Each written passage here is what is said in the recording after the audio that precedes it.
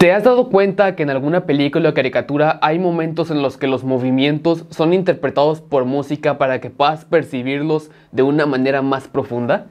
Pues esta técnica tiene un nombre. Hablemos del Mickey Mousing.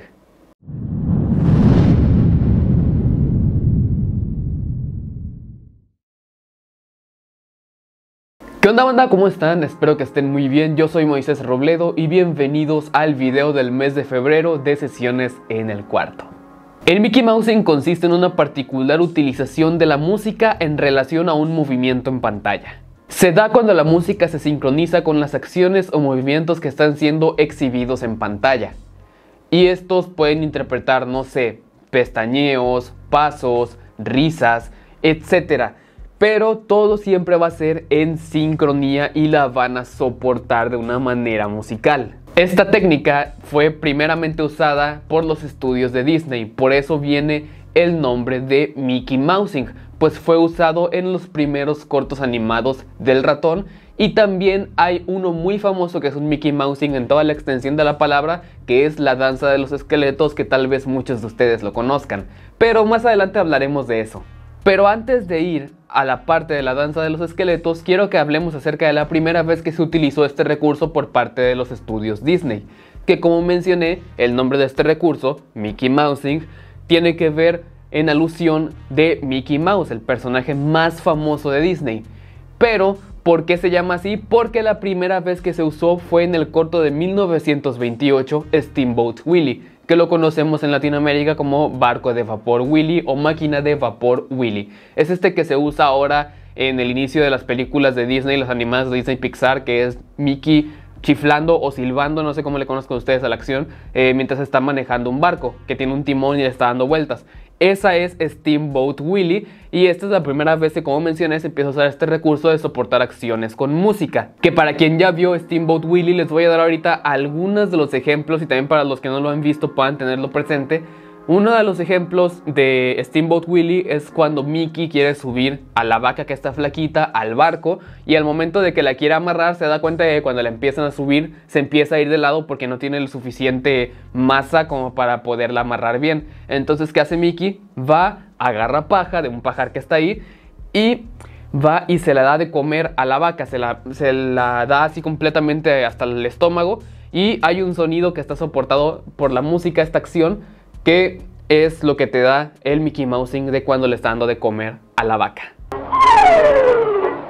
Otro ejemplo en este mismo corto es cuando Mickey y Minnie ya están en el barco y llega esta cabra a comerse las partituras que están en el piso y cuando se las empieza a comer, las notas musicales empiezan a caer al suelo y también van soportadas por música estas notas.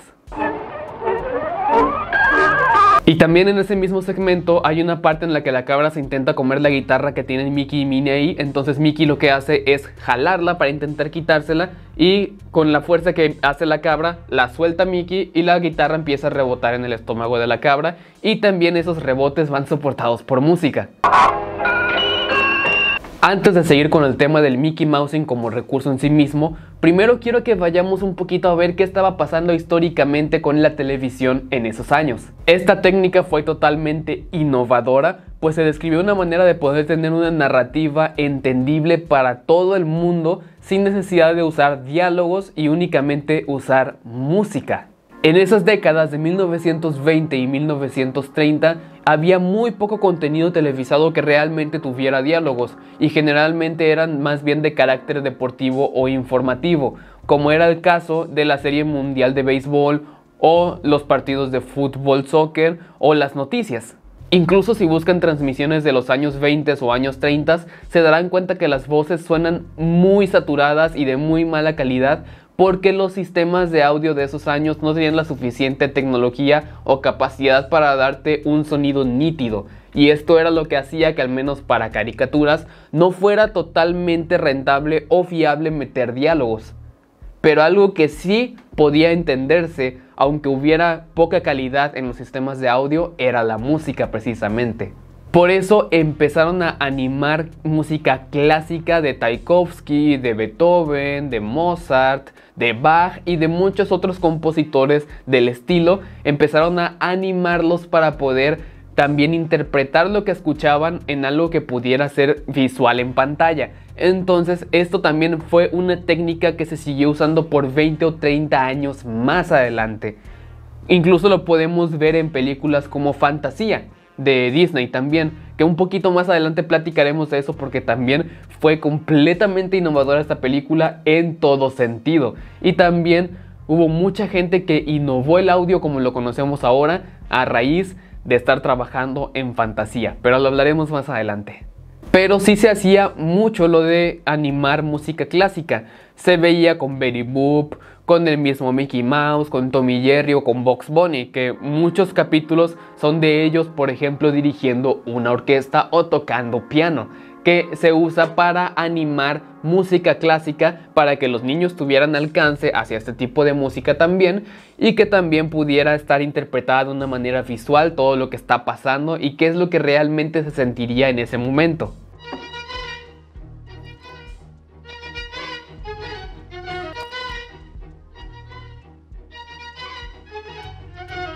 Pero realmente se innovó aún más el uso de música en los cortos con el surgimiento del jazz. El jazz surgió aproximadamente en 1917, entonces para la década de 1920 ya estaban dando pasos agigantados para usarlo como un método de expresión.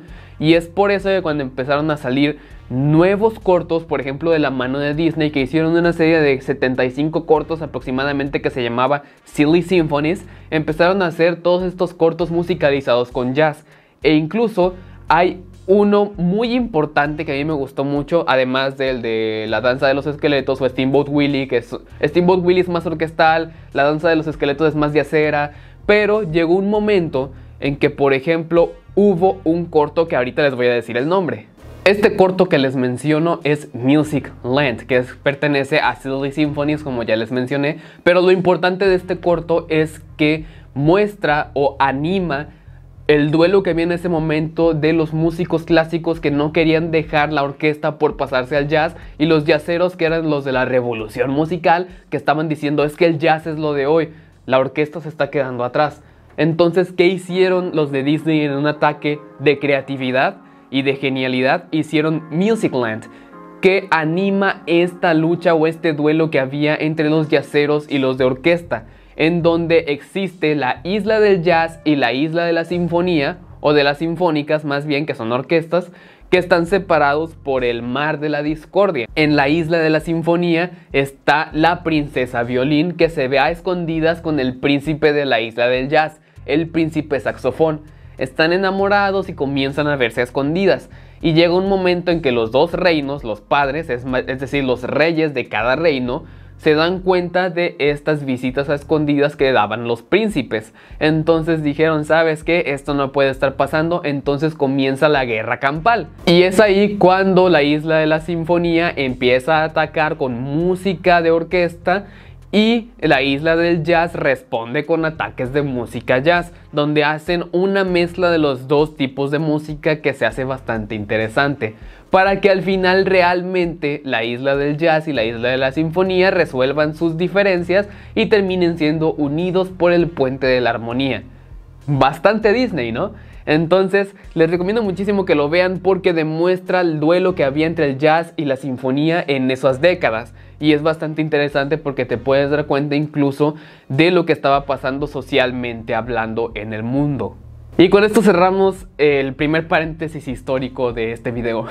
Regresando al tema principal, el Mickey Mousing en un inicio era algo exclusivo de los estudios Disney, pero los otros estudios de animación, al darse cuenta de lo efectivo que era este recurso, comenzaron a usarlo. Por ejemplo, no sé si recuerdan en Tom y Jerry, cuando por ejemplo la dueña de Tom llega a escuchar todo el destrozo que están haciendo Tom y Jerry, ella llega corriendo para castigar a Tom o para sacarlo de la casa, y pues escucha música de persecución que va completamente soportando la corrida que está dando o la carrera que está haciendo la dueña. Aunque también lo podemos ver más, por ejemplo, cuando Tom persigue a Jerry o cuando persigue a Nibbles, que es su sobrino.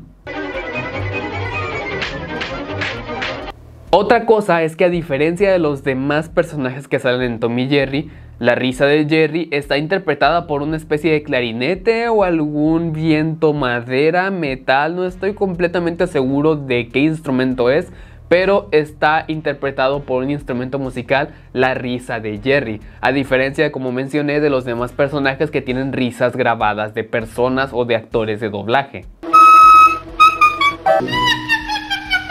Esta herramienta formó parte importantísima de casi todos los cortos animados de los años 30 y los años 40. Por ejemplo, en el caso de La danza de los esqueletos, el Mickey Mousing inicia completamente cuando están los dos gatos sobre las tumbas, primero bufándose, y cuando empieza a jalarle los bigotes o la nariz al otro y se están escupiendo y que peleándose, todos los movimientos van soportados por música. Al igual, cuando ya empieza el baile como tal de los esqueletos, ya está todo completamente soportado, los movimientos con la música, o los mismos sonidos de los huesos chocando unos con otros de los esqueletos también son parte importante de la rítmica de la canción. Aquí les voy a poner un fragmento pequeñísimo de La danza de los esqueletos para que Disney no se enoje y me tumben el video, y aquí abajo en la descripción, si les interesa, les voy a dejar el link del video completo para que lo puedan checar. Pero no habría llegado la verdadera consolidación de este recurso hasta la década de 1940. Como ya les mencioné, Disney estrenó la película Fantasía, que esta fue el intento de Disney para poder acercar a los niños a la música clásica. Y esta película la hicieron con ese recurso que se hizo muy famoso hace unos 20 años antes, que era de animar música clásica ya existente, que aquí usaron muchísimas, ¿verdad? Pero usaron, por ejemplo, la tocata y fuga en re menor de Bach, el cascanueces de Tchaikovsky, la sexta sinfonía de Beethoven y un largo etcétera. Y parte de la historia de esta película está basada en el poema sinfónico El aprendiz del brujo de Paul Dukas.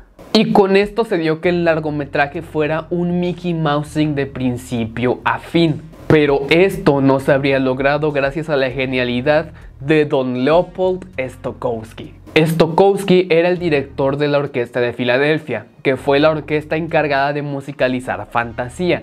Y ellos mismos fueron los que adaptaron estas piezas clásicas para que fueran sincronizadas con lo que se estaba viendo en pantalla.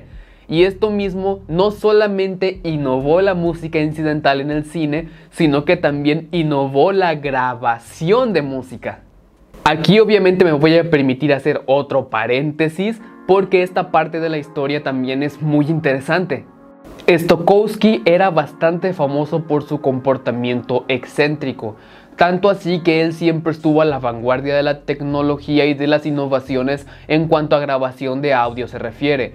Y esto llevó a tal nivel a Stokowski que él prohibiera a los ingenieros de audio que se acercaran a los niveles o a la mezcla de la grabación que estaban haciendo. Y esto no solamente lo hacía en grabación, sino que también prohibía la entrada a todos los ingenieros de audio al momento de que su orquesta se presentara en alguna estación radiofónica. Y esto hizo que él aprendiera de una manera impresionante el cómo funcionaban las cuestiones de audio, y no solamente se limitaba a ser el director de una orquesta. Y asimismo Stokowski se dio cuenta que los micrófonos y el oído humano no funcionan de la misma manera. Se dio cuenta que el oído es más espacial y que puedes saber incluso dónde está algo, aunque esté atrás de ti o esté en cualquier otro lugar, tú puedes saber en dónde está por el sentido auditivo espacial. Pero el micrófono en ese momento era más plano, o más bien monodireccional, como muchos de los micrófonos que están ahorita actualmente muy famosos, como este Shure SM7B que es tan famoso para los podcasts. Ese es un micrófono direccional en el que únicamente va a captar bien el sonido si le hablas del mismo lado en que se necesita. Si le hablas por un lado, por el otro o por detrás, no va a captar tu voz de manera correcta. Entonces él descubrió que esos micrófonos en ese momento así funcionaban. Todavía no estaba el avance de los micrófonos de condensador. Entonces Stokowski, viendo la importancia de la espacialidad del sonido, decidió él microfonear todo a su antojo. lo que quería recoger principalmente dirigía completamente el micrófono y lo que no le importaba tanto dejaba que estuviera a los lados de cada micrófono y que realmente no recogiera tanto este sonido, sino el que realmente le importaba, y descubrió entonces una manera de poder hacer un audio inmersivo con muchos micrófonos, que incluso él también después, con su misma orquesta y con su mismo tipo de microfoneado, logró hacer una obra de teatro, entre comillas, en la que todo estaba oscuro y la gente realmente no podía ver a los actores, donde realmente un actor nunca existió. Sentían como que había gente caminando en el escenario únicamente por la música. Entonces realmente los intérpretes de todo y los actores eran los músicos, porque no había actores como tal en el escenario.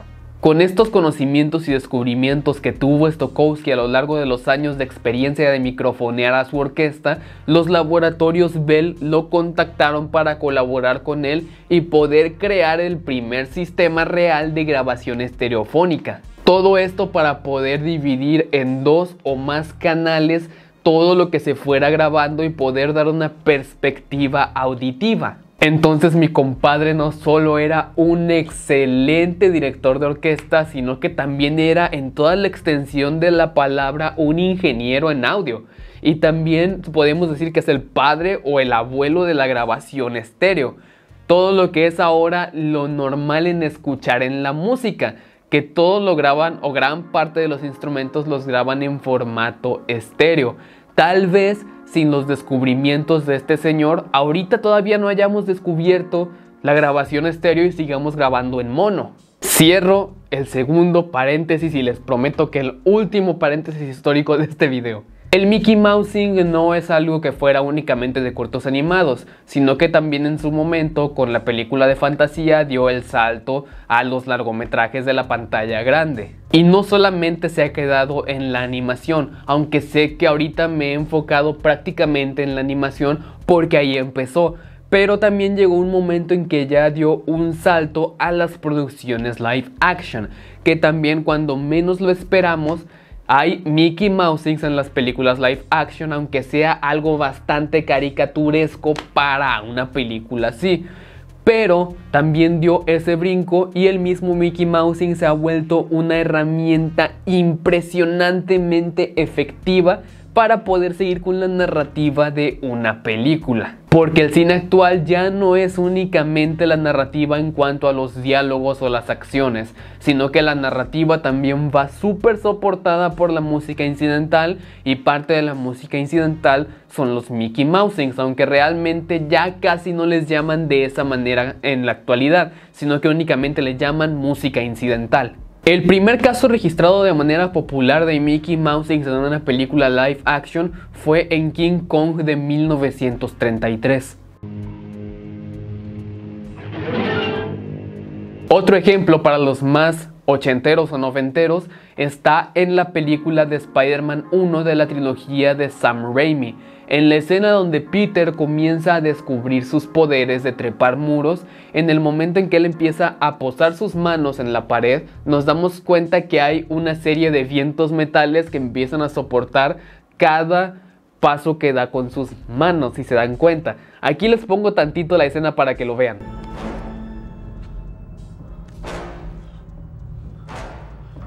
Y también Howard Shore, compositor de la música del Señor de los Anillos, y John Williams, compositor de la música de Harry Potter, hicieron la musicalización o interpretación musical de algo en común, que en este caso fue musicalizar arañas.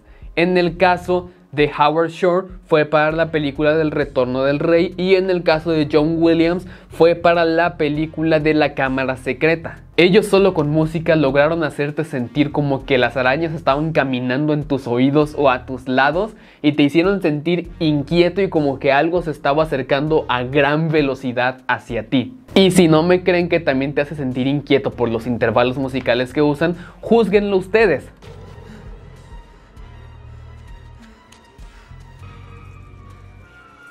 Come on.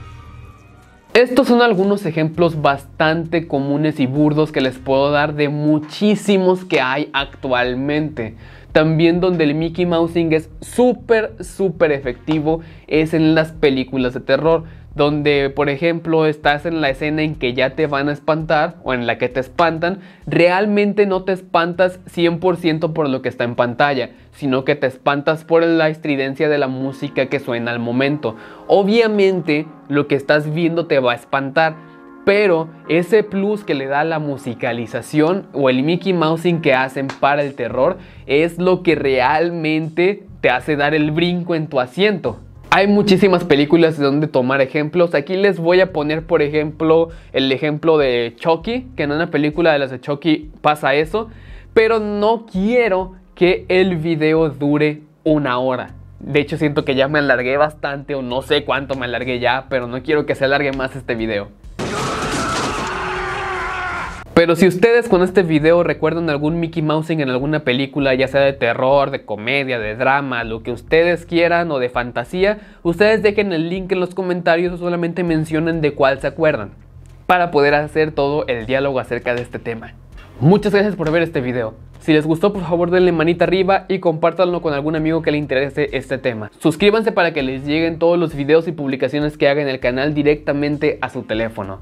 También síganme en mis redes sociales que les están apareciendo en pantalla para que vean todo lo que comparto también ahí. Les dejo también por acá arriba una playlist con videos muy interesantes relacionados a la música que he subido al canal. También si quieren lo pueden ver aquí abajo en la descripción, les dejo el link. Y yo los veré hasta la próxima. Yo soy Moisés Robledo. Nos veremos en marzo con otro video. Hasta la próxima.